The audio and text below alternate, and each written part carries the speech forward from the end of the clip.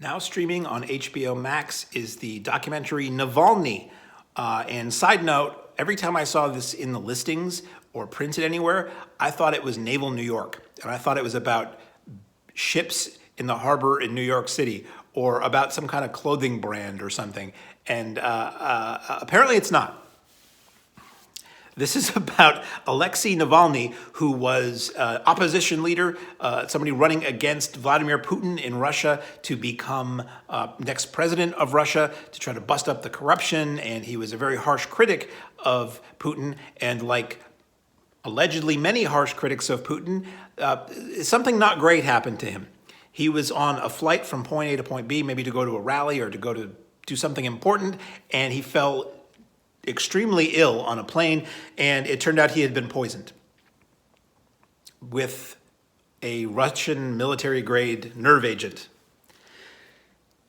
Kind of has some fingerprints on it. But anyway, so I had heard about this. I don't follow a lot of news in depth, partly out of ignorance, partly out of preoccupation, partly out of being very busy.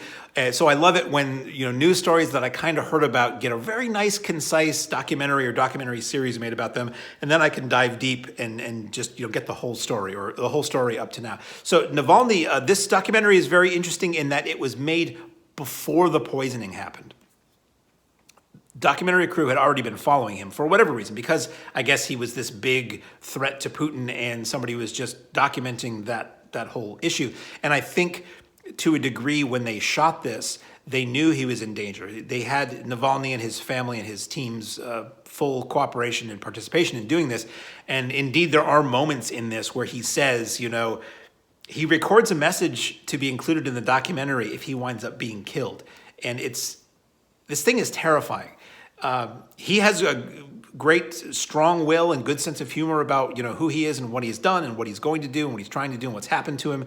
But as you watch this unfold, it's terrifying that how it all unfolds and how the police over there silence critics. The police and the government silence critics or people who are just doing their own thing or trying to show support for this guy or trying to just be somewhere where he's going to be. And, it goes back to things I had heard as a youth, maybe from adults, where it's like, you don't know how good you have it. We here might not understand how good we have it in some or many ways until you get sort of a refresher course on how things are elsewhere. Which is never to say you shouldn't strive to make things better. It's just, wow, in some places, you just can't do what you can do here. And so very, very fascinating. This takes us up to the point where he is poisoned. It takes us through.